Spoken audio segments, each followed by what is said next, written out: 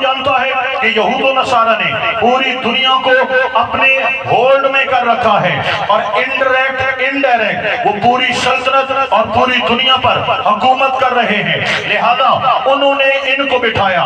جب ہمارے علماء نے تحفظ ختم نبوت کی تحریک 1953 میں چلائی تو اس وقت جو گلیوں میں نکلے، جو میدان میں آئے، تاجدار ختم نبوت کے نعرے لگائے، حضور کی ختم نبوت کے محافظ ہوئے، ان کے سینوں میں سیدھی گولیاں داغی گئیں۔ 13,000 لوگوں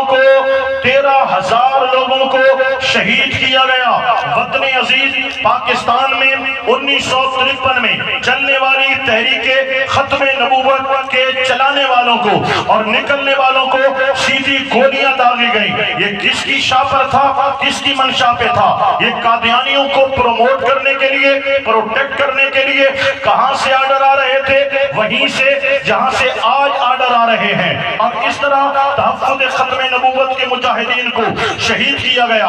حاضرین محترم، پھر 1974 کے اندر جو آئین تحفظ ختم نبوت پاس کیا گیا، کیا یہ آسان تھا؟ کیا یہ سوکھا تھا؟ کیا یہ ایویں بن گیا؟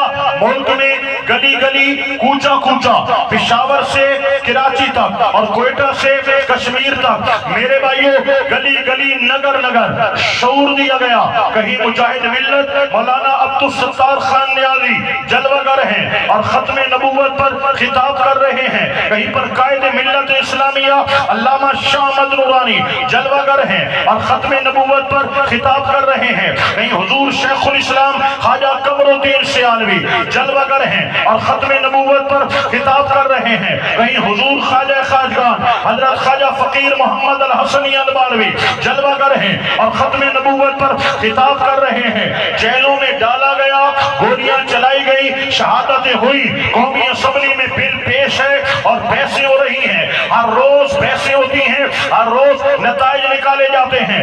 7 ستمبر کا دن تھا جب قومی اسمبلی کے اندر مرزائیوں کے خلاف تحفظ ختم نبوت کا آئین پاس کیا جا رہا تھا، اور ذوالفقار علی بھٹو اس وقت کا جو وزیر اعظم تھا وہ دستخط کر رہا تھا اور کہہ رہا تھا، اے علامہ شاہ احمد نورانی، میں ختم نبوت کے بل پر دستخط تو کر رہا ہوں، لیکن یہ میری موت کے پروانے پہ دستخط ہے، مجھے زندہ نہیں رہنے دیا جائے گا۔ آپ دیکھیں تو صحیح، وقت کے وزیر اعظم کو ہٹا بھی دیا گیا اور پھانسی پہ چڑھا بھی دیا گیا۔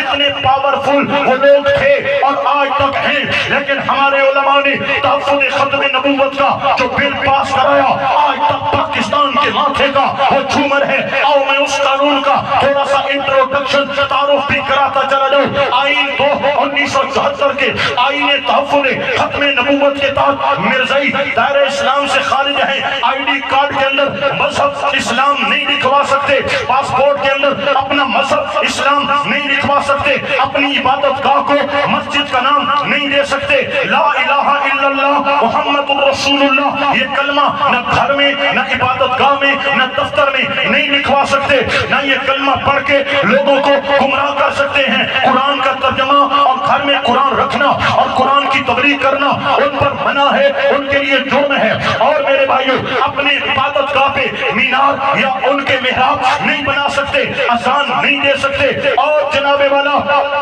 وہ نماز باجماعت قائم نہیں کرا سکتے، نماز جمعہ قائم نہیں کرا سکتے، کسی طرح بھی دینی شرعی اصطلاح، مذہبی اصطلاح استعمال نہیں کر سکتے۔ آخر وجہ کیا تھی؟ وجہ یہ تھی، کلمے کے نام پہ، ایمان کے نام پہ، اسلام کے نام پہ، قرآن کے نام پہ، مسجد کے نام پر، جمعہ کے نام پہ، دین کے نام پہ لوگوں کو قریب کرتے تھے اور مرزا قادیانی کے قدموں میں جا کے ڈال لیتے تھے، ایمان لوٹ لیتے تھے۔ کوئی بھی اصل کمپنی اپنا لیبل نقل کو استعمال نہیں کرنے دیتی، دھوکہ ہے، فراڈ ہے۔ ہمارا لیبل، اسلام کا لیبل، اصل مذہب کا لیبل وہ استعمال کرتے تھے اور لوگوں کے ایمانوں پہ ڈاکہ ڈالتے تھے۔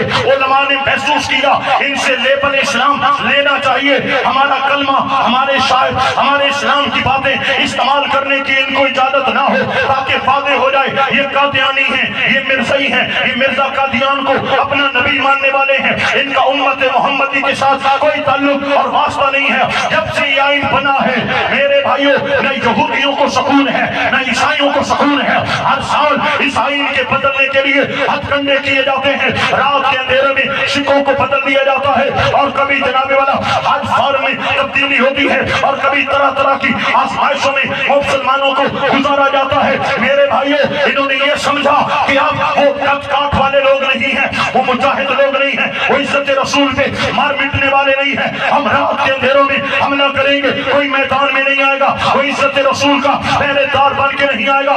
ان کو کیا پتا تھا جب جب تمہاری ماں کی گود میں گستاخ جنم دیتے رہیں گے تب تک یا رسول اللہ کہنے والی ماں کی گود کے اندر کبھی ممتاز حسین قادری اور کبھی امیر المجاہدین خادم حسین رضوی پیدا ہوتے رہیں گے۔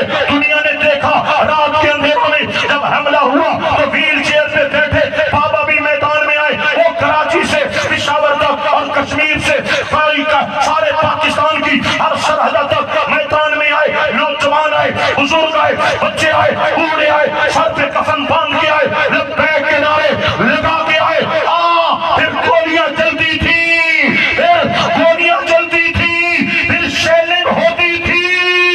آج بھی فیض آباد کی دھرتی گواہ ہے، ہم آگے بڑھے ہیں، ہم پیچھے نہیں آئے ہیں۔